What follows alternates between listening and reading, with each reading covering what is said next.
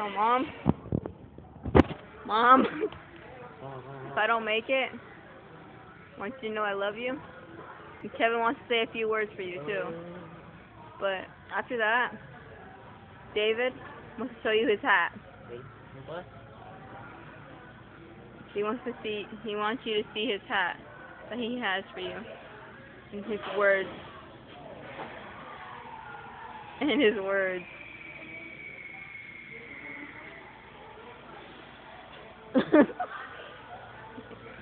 So here's Kevin. It's your birthday, Lori. Oh my God.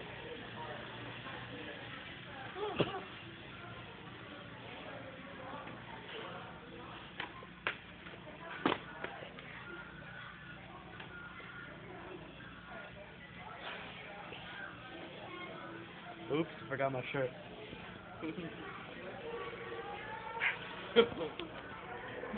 Bye, Mom.